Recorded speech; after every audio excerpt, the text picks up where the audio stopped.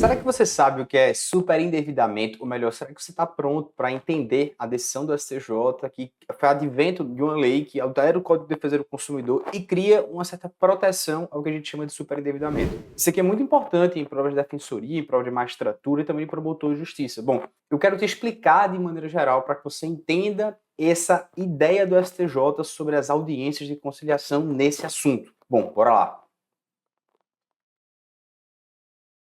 Bom, vamos entender o que é superendividamento e qual foi essa decisão do STJ importante que saiu em informativa recente sobre as audiências conciliatórias. Professor, eu me chamo Felipe Duque, né? Sou professor aqui de Estratégia e Carreira Jurídica e é interessante que esse tema ele ecoa também no STJ, né? Aqui a gente trouxe uma frase do ministro Paulo Tasso Severino que ele fala sobre o desconto do consumo. Se o desconto consumir parte excessiva dos vencimentos do consumidor, isso coloca em risco a subsistência, a família, fere o princípio da dignidade da pessoa humana. O que ele está querendo dizer aqui? A gente teve uma grande transformação no direito, de maneira geral, porque a gente criou essa ideia de superendividamento, que é uma coisa que já acontece, já acontecia na prática, mas nós não tínhamos uma grande proteção institucional. O que é superendividamento, né, professor? A gente precisa trazer isso aqui à tona, claro, e eu vou tentar ser o mais objetivo possível para a gente chegar no assunto. Olha, superendividamento, em síntese, ocorre quando um consumidor, pessoa física, ele, de boa fé, ele não consegue pagar as totalidades de suas dívidas de consumo sem que ele comprometa o seu mínimo existencial. Então, isso se relaciona diretamente com o que a pessoa tem, o mínimo para se viver com dignidade.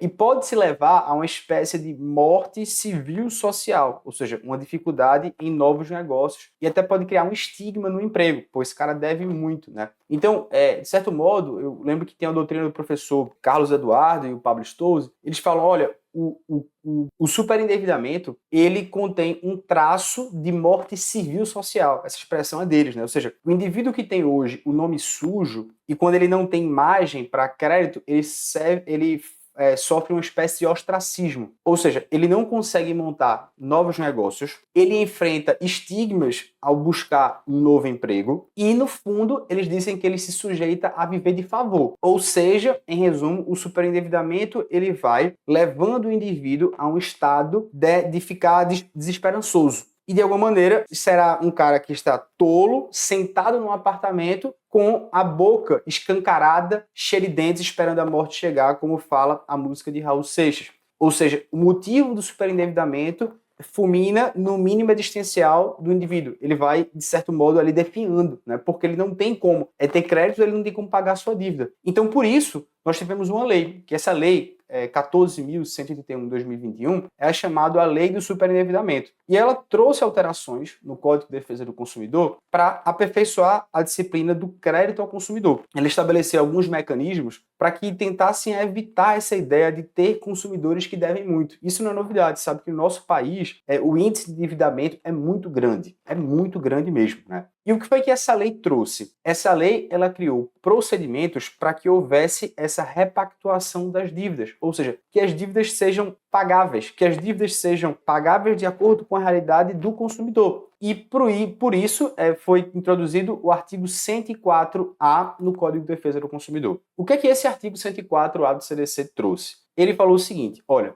para ter essa repactuação, ou seja, eu devo muito e não tenho condições de sobreviver, ela tem que ser, primeiro, repactuação requerida pelo consumidor superendividado, pessoa natural. Então, perceba que é o consumidor que fala, epa, tem algo aqui fora do meu alcance, por favor, vamos me ajudar para fazer algo que caiba no meu bolso. E o que acontece? A lei vai dizer que haverá uma audiência conciliatória presidida por um juiz ou por um conciliador credenciado. Então, depois que ele pede, vai ter essa audiência. E aí é dito na lei que o consumidor ele vai apresentar uma proposta de um plano de pagamento, de dizer, olha, como é que eu vou pagar essa minha dívida? Esse prazo máximo para ele fazer esse plano é de 5 anos. E é interessante e é importante isso. Quando esse cara chega perante a audiência e fala, velho, eu estou devendo e eu quero pagar, isso não implica em ele dizer que está insolvente, que ele não consegue honrar nada nenhuma das suas dívidas. É simplesmente uma proposta. Então, não implica em declaração de insolvência civil. E isso pode ser repetido após 2 anos da liquidação das obrigações. Então, ele pode fazer isso de novo, né, se ele não conseguir. Essas medidas, elas estão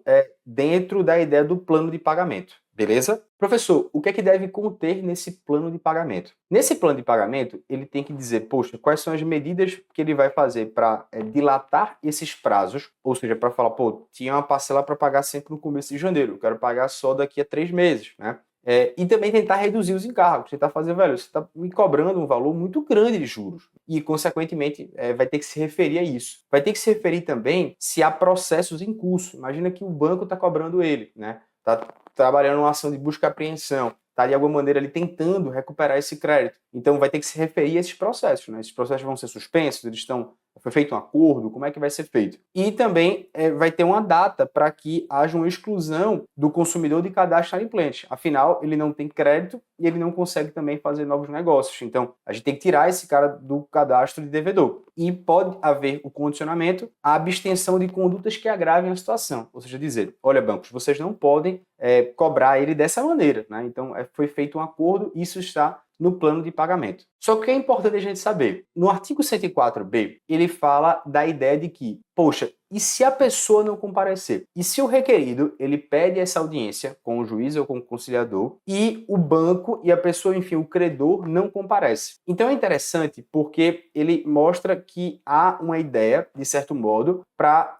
você ter que respeitar a previsão em lei, ou seja, das partes tentarem fazer uma conciliação. Tanto que, por exemplo, suponha que eles não conseguem fazer uma conciliação. Então, se não há acordo, se pô, os caras sentaram, não conseguiram fazer nada, o juiz ele pode instaurar, ele pode começar o processo por o que eles chamam de superendividamento. Primeiro eles tentaram, não conseguiram fazer um acordo, começa esse processo de superendividamento. Qual a finalidade? A finalidade é tentar fazer a revisão ou a integração dos contratos e repactuar as dívidas que essa pessoa deve. E aí os credores terão um prazo de 15 dias para juntar documentos que justificam a recusa, para dizer, olha, essa proposta que o cara fez, ela é absurda, tá?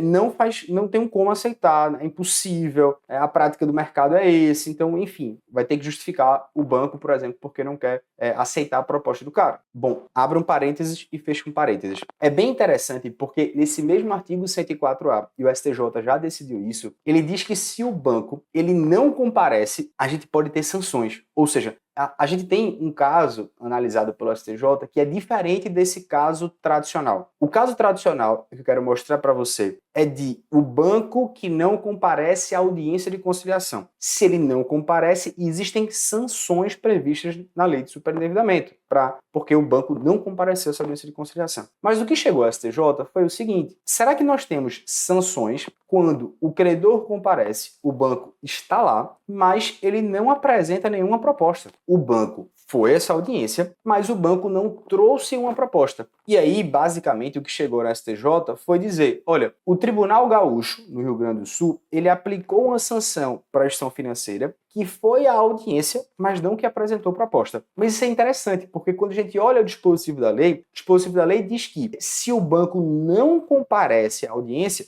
temos sanções. Mas ele não diz que o banco tem que apresentar uma proposta. Afinal, como eu te mostrei, na lei diz que ela é requerida pelo consumidor, essa audiência, e quem apresenta o plano é o consumidor que apresenta o plano. E esse tema, ele foi parar na STJ. Pô, será que o banco também não teria que apresentar um plano logo no começo? E aí, o que é que o STJ decidiu? O entendimento majoritário da terceira turma é que você não pode aplicar sanção ao credor que comparece audiência, mas que não apresenta a proposta. Ou seja, é como se ele dissesse, olha, o ônus de apresentar a proposta é do consumidor, não é do banco. Uma coisa é, o banco sim ele tem que comparecer, mas o banco não precisa apresentar uma proposta de conciliação. Quem foi que prevaleceu o voto porque houve divergência? O ministro não concordou com isso. O voto do ministro relator, o ministro Ricardo Vilas Boas Cueva, ele falou que essa iniciativa conciliatória e a apresentação de proposta são ônus do consumidor. Então, o consumidor inicial que fala, velho, tô ruim aqui, vamos fazer uma proposta de conciliação, apresenta a minha proposta. Já a ministra Nancy, ela disse que, olha, banco, se você comparece, mas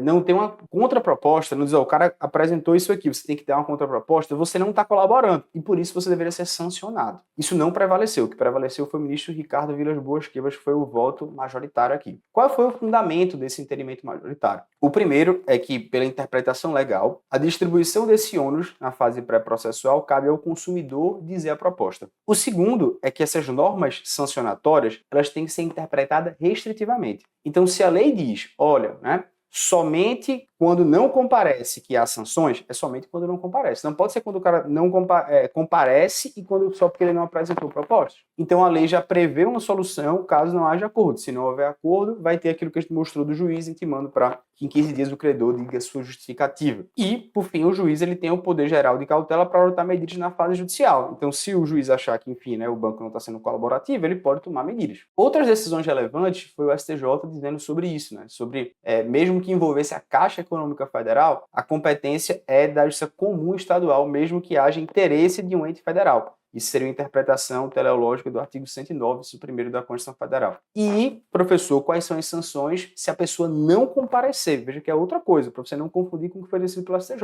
Se a parte não comparece, você pode ter a suspensão da exigibilidade do débito, você pode ter a interrupção dos encargos de mora, você pode ter a sujeição compulsória ao plano de pagamento, se o valor for certo e conhecido, ou seja, o que o consumidor é como se fosse quase uma revelia, e pagamento ao credor ausente apenas após os credores presentes. Imagina que você tem várias pessoas, né? Então vários devedores ali, vários credores. Pô, o cara que não compareceu vai ser o último a receber. Veja, esse tema aqui, ele caiu, inclusive, na Defensoria Pública do Estado, né, do Amazonas, né, DPE do Amazonas de 2021 pela FCC. Ele trouxe justamente esse rol aqui, 2021, falando, olha, se a pessoa não comparecer, vão ter essas sanções. Isso foi dado como correto. Então, veja como isso aqui é importante. E só para frisar o que foi decidido pelo STJ. Essa primeira conclusão, ela já era a conclusão especial que todos nós tínhamos, veja aqui no julgado de fevereiro de 25. Ele fala, olha, se você faltar à audiência, você está sujeito às penalidades. Que penalidades são essas? Essas aqui. Se você faltar. Mas o que o STJ decidiu nesse caso que a gente está falando é desse caso aqui. É o cara que comparece à audiência, portanto, em tese não há sanção, e ele comparece à audiência o banco, mas o banco ele não apresenta a proposta. E o STJ disse, realmente, não tem que ter sanção nesses casos. Então não confunda esses dois casos. Aqui o banco ele não vai à audiência de conciliação, logo tem sanção. E aqui o segundo caso é quando o banco comparece, mas não apresenta a proposta. E aqui nesse caso foi o que o STJ decidiu, não há nenhum tipo de sanção. É o nosso caso aqui decidido pelo STJ nesse recurso especial. Beleza? Espero que você tenha entendido, foi muito claro. Isso aqui vai cair de concurso, não, vai despencar de concurso. E eu tenho certeza que você vai acertar, porque você sabe todos os detalhes agora do que é superendividamento. Grande abraço, fica com Deus e vamos lá.